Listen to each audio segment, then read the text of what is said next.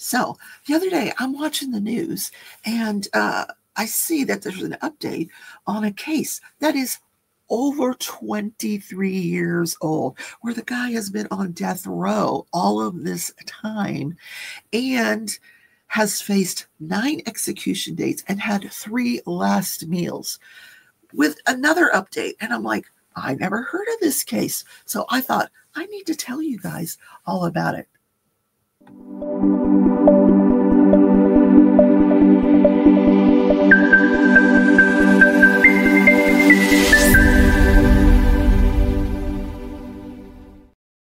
Hey, everybody. Got my coffee, my beautiful elephant cup. So this is a case of Richard Glossip. This is Oklahoma City. Richard, there's 3 players that we need to talk about.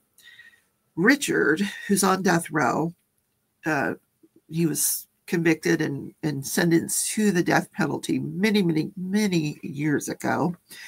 He was one of 16 kids. He had 7 brothers, 8 sisters. Can you imagine?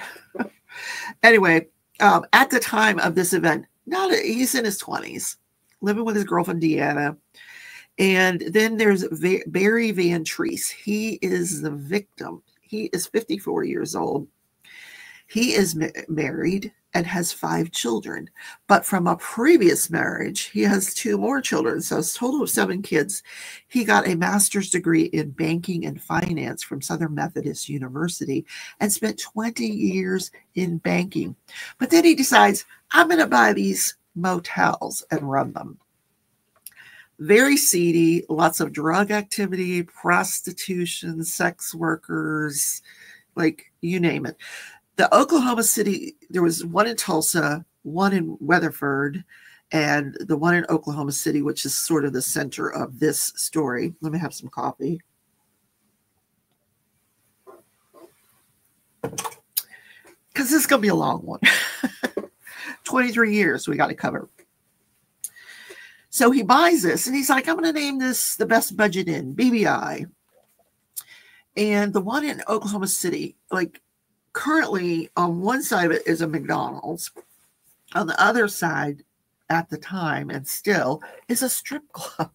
So they were renting kind of by the hour and not maybe overnight. In any case, the one in Weatherford was in foreclosure. So we're not even going to talk about that one.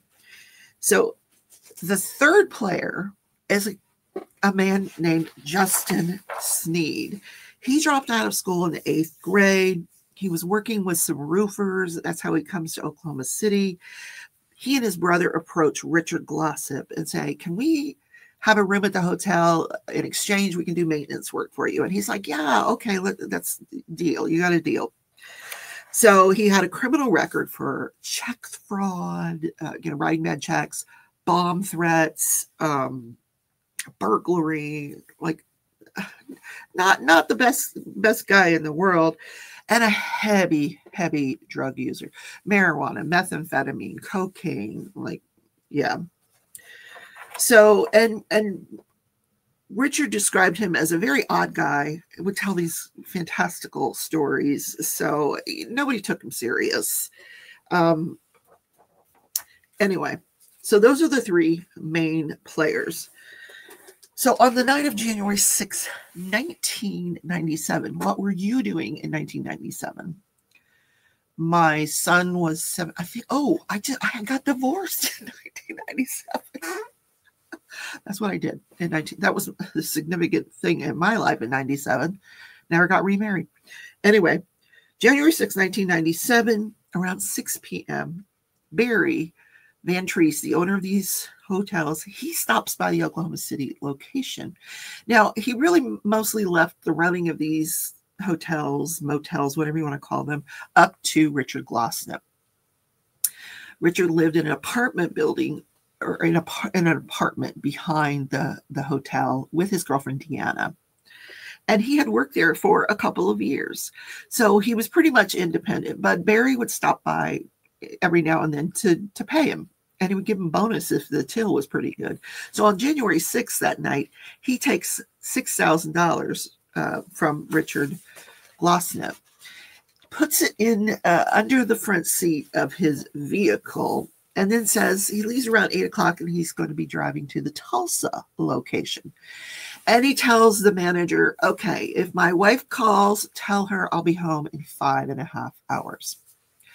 But he doesn't go home that night. He comes back to the hotel and he goes into room 102. Now, it's well known that this man carried a lot of cash on him. Not only did he have $3,000 under his seat, in the trunk of his car, when they're investigating what happens, he's got $23,000. He didn't like using the bank because he owed the IRS $60,000 and they were levying his accounts. So he didn't want to put money into those accounts. So he would put it in the trunk of his car. And it was all, the money was rubber banded cash. This is a cash business, you know, as you might expect. Rubber banded, all, you know, marked with receipts of where the money came from.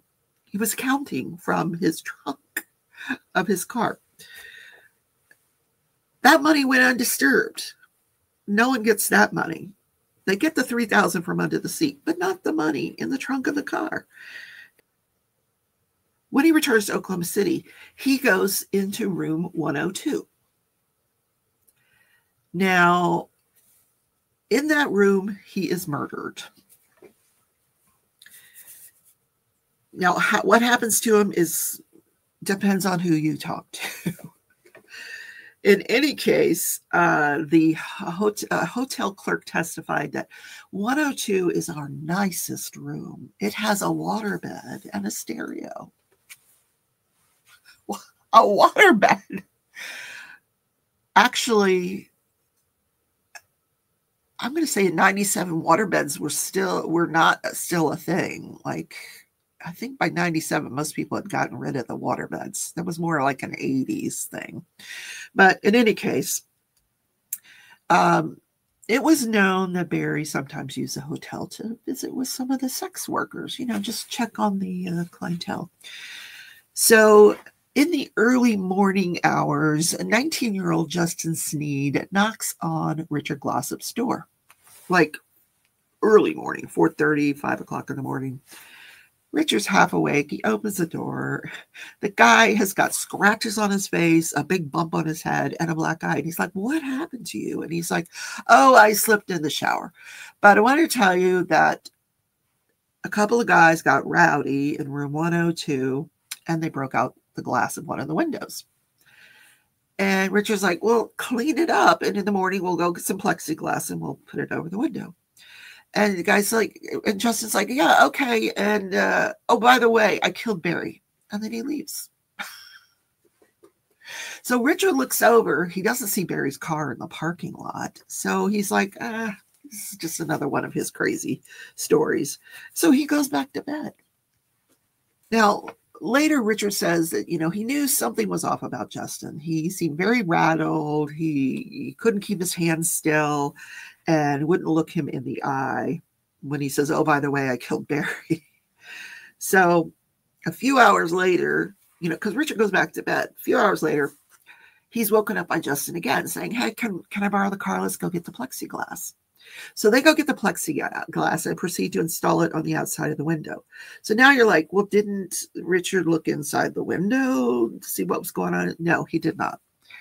And the blinds were closed and there was a shower curtain over the window.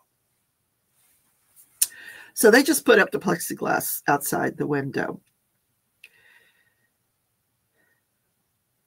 So Richard goes back to sleep and wakes up later on in the afternoon, and he goes to run some errands, which included picking up some eyeglasses and an engagement ring. But, you know, that was really bad timing on his part, that this is the particular day he goes to get an engagement ring. And we're not talking like, you know,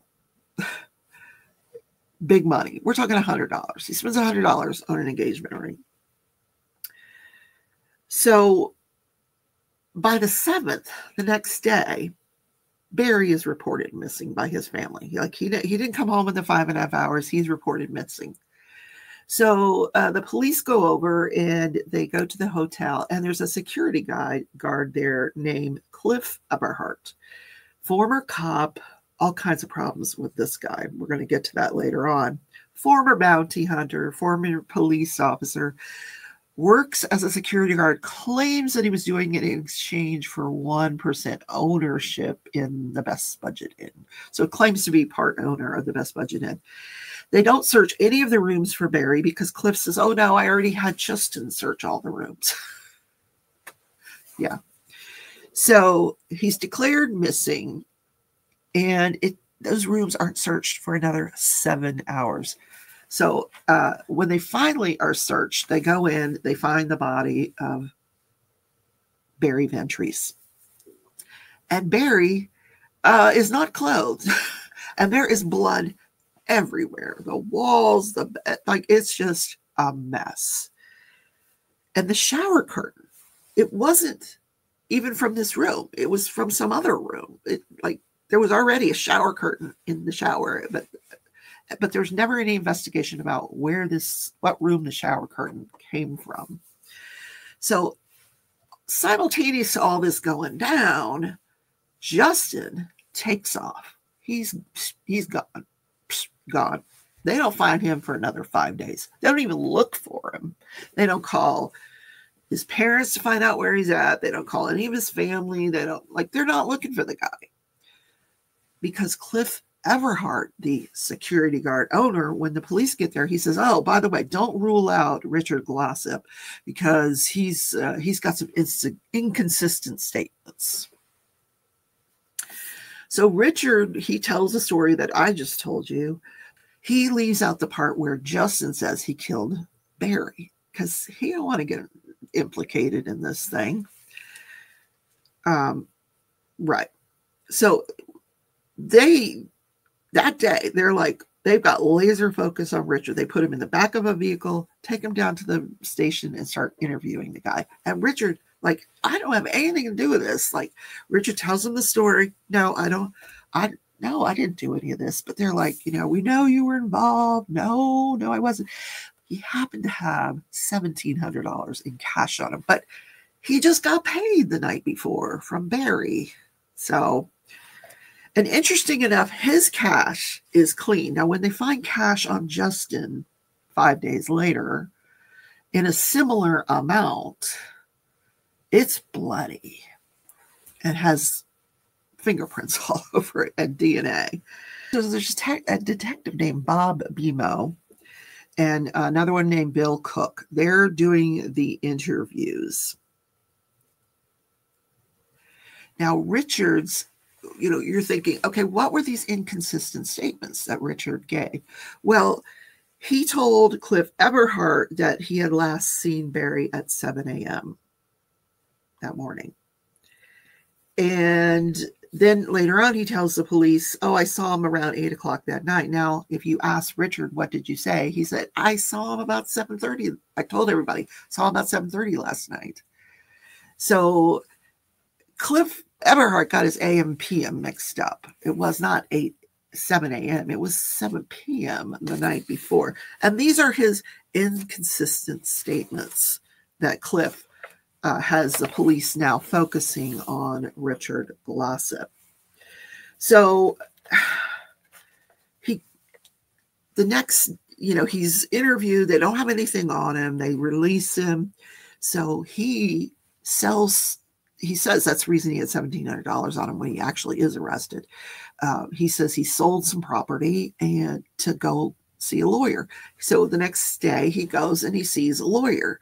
When he gets done with the defense lawyer, they arrest him. So then they find the $1,700 in cash and they're like, oh, you must have done it. So anyway, he gets a lawyer. The lawyer has never done a capital case. Now, in many states, you have to be death penalty certified if you are going to defend a death penalty case, or you have to have a lawyer with you that's death penalty certified. This guy didn't.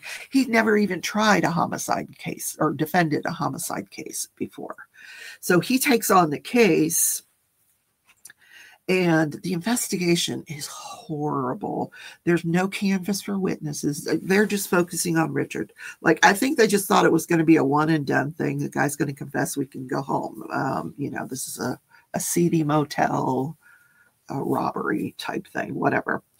So they don't investigate about the shower curtain. They photograph some of the envelopes of the $23,000 that are in the vehicle, but not all of them. They find the vehicle in a credit union parking lot, which is not far from the hotel. But they also find out that Justin Sneed, who's missing, had been at a gas station, because they interviewed him later on when they do find him. He admits that he had been at a gas station across the street. So they go over there for video surveillance footage. They find it. It's delivered to the homicide division and lost. Can't find it anymore. And that would have told us whether there was anybody with Sneed. During the interview, the second interview, after they arrest Richard, they bring him, you know, he's arrested, they bring him back in. The first thing they tell him is, we're going to get Justin. We're going to find him.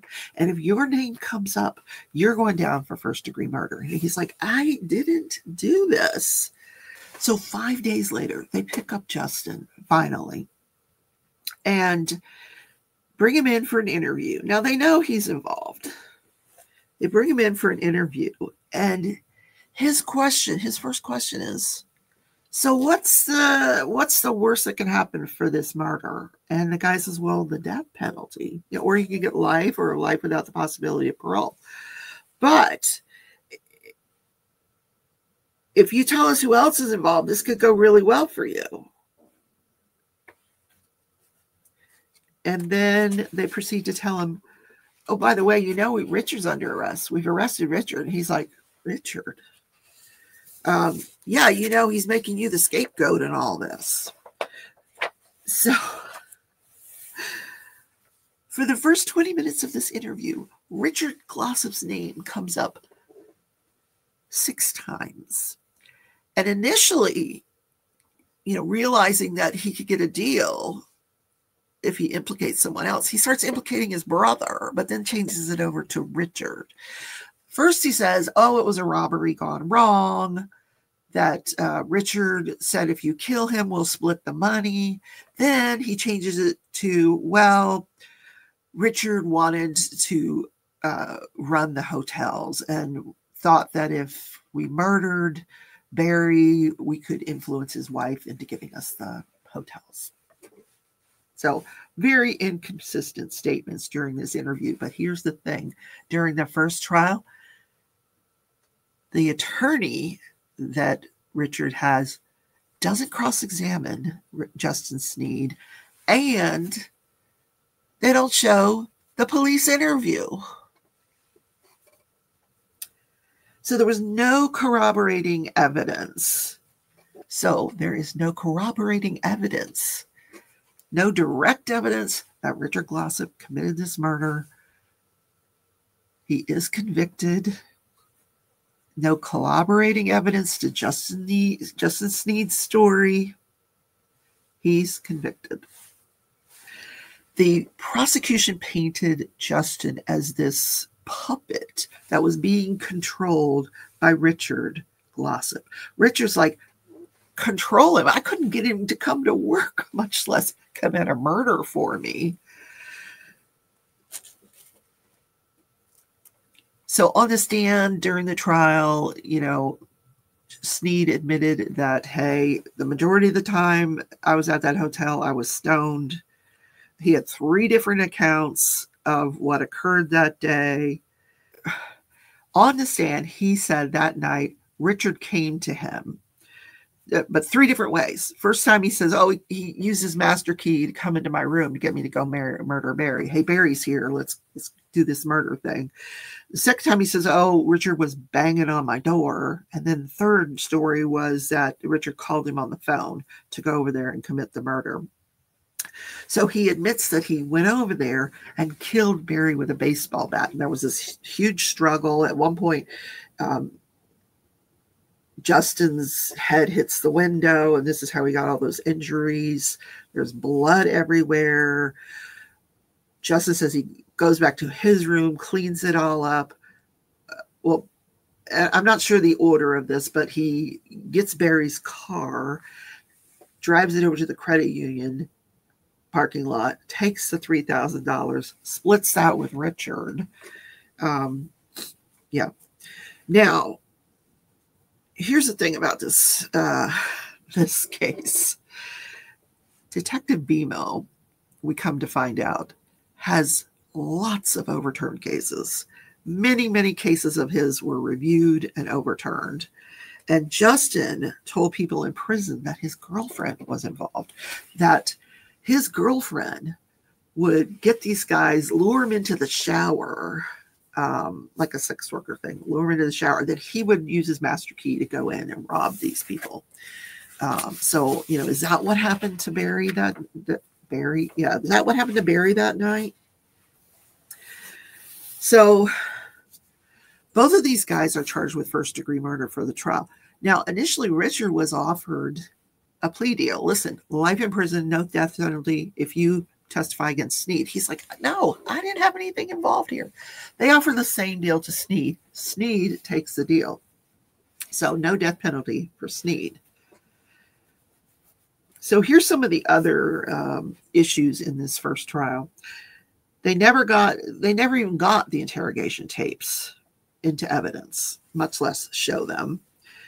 They claimed, the prosecution claimed that Richard, this is what they tell the jury, Richard was skimming the books, like he was falsifying the books, pocketing the money, and that Barry Van Tresse was on to him and was getting ready to fire him. Now, there was no evidence of any of that. That was just like their opening and closing.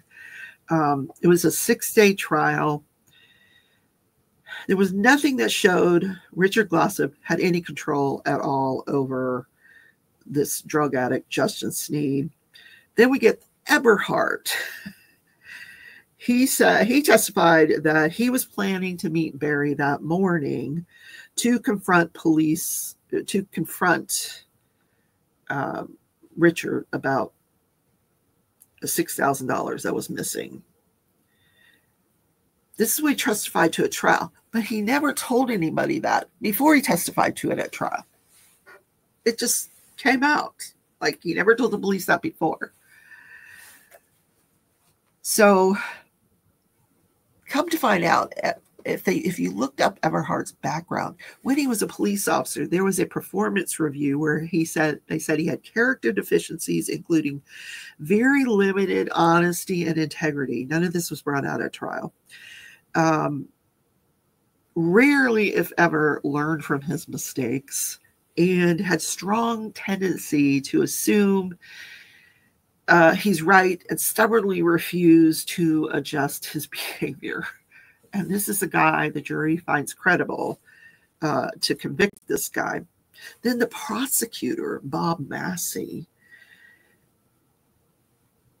Now, I don't know at what time this fact came out, but at the time, because there's been lots of documentaries on this thing, but the one that I watched, which was a few years back, this prosecutor had sent more people to the death penalty than any other prosecutor in the whole United States. 54 people. That's a lot. This guy had a hard on for the death penalty. He really, really did. So the Oklahoma Court of Criminal Appeals hears this case on appeal. And based on ineffective assistance of counsel and the failure of this first attorney to cross-examine Justin Sneed and get those interview tapes into evidence and show them to the jury, they 5-0 vacated and said, you can have a new trial. So he gets a new lawyer that does all this investigation, and right before the trial, something happens and he loses the lawyer. They assign new lawyers who only have 6 months to get ready for the trial. So during the second trial, we're not hearing from Cliff Eberhardt in the second trial. They dropped that guy. So these new set of attorneys, they go ahead, they try the case, and again, same result. The client is convicted and sentenced to the death penalty. But during this trial, and they argued this in front of the Criminal Court of Appeals, there was some evidence that was lost. There was an entire box of evidence from the first trial. And apparently you're not supposed to destroy any evidence in a death penalty case. It's supposed to be kept forever and ever because of all these appeals. Well, how did this thing get destroyed? It was ordered to be destroyed by the district attorney's office. So all this evidence, gone. So the evidence that they have is Justin Sneed's testimony. But the Criminal Court of Appeals in Oklahoma said on the second trial, in a very closely, it was a close call on this one, but it gets denied. His second trial is denied. Then a group of legislators, 30-something legislators, they get together. They commission an investigation, an independent investigation into this case. They hire an attorney. That attorney hires a whole bunch of people. They do an investigation, 350-page report. And the conclusion is there are grave doubts about this conviction. So they take that investigation to the Oklahoma Court of Appeals, and the Court of Appeals says, no, it's procedurally barred and meritless. So they won't even hear it. So it gets all the way up to the Supreme Court of the United States. And the Supreme Court of the United States this past week vacated the trial and has ordered another new trial. Meanwhile, all these years, these execution dates have come and gone, and there's been various reasons why there's been stays of execution. One of the reasons is because there was a shortage of the medicine to do the lethal injections. I mean, there's been all kinds of reasons that this guy has not been executed over the years. But in any case, the Supreme Court actually agrees to hear this case. And in this case, they find that not only was this box of evidence destroyed, but there's another 8 boxes of documents that were never even disclosed to any of the defense attorneys in these trials. And within those documents is evidence that Justin Sneed had been seen by a psychiatrist and diagnosed with bipolar disorder, which in and of itself would lend itself to trigger impulsive, violent behavior. But when you combine it with all the drugs he was taking, like, we are talking a hot mess. But here's the testimony that was asked during the second trial by the prosecution. After you were arrested, were you placed on any type of prescription medication? And he said, when I was arrested, I asked for some Sudafed because I had a cold. But then shortly after that, somehow they ended up giving me lithium for some reason. I don't know why. I never seen no psychiatrist or anything. So you don't know why they gave you that? No. Now, the prosecution knew full well, it was in those documents, they knew full well that, yes, he had seen a psychiatrist, and yes, he had been diagnosed with bipolar, and that's why he was put on the lithium. But they didn't correct it at the trial. They just let it stand the way it was. Well, Supreme Court had a huge issue with that. Not to mention the 8 boxes of documents that never got turned over to the defense counsel in any of these cases. So that was the update this week. Vacated the second trial decision, and he gets another new trial, which I will cover for you when that happens. Can you imagine? What do you think of this case? Let me know down in the comments. I'd love to hear what you think. Listen, I just gave you like the high level overview of the case. I will see you in the next video. Take care, everybody. Don't forget, hit that thumbs up button, subscribe. Take care.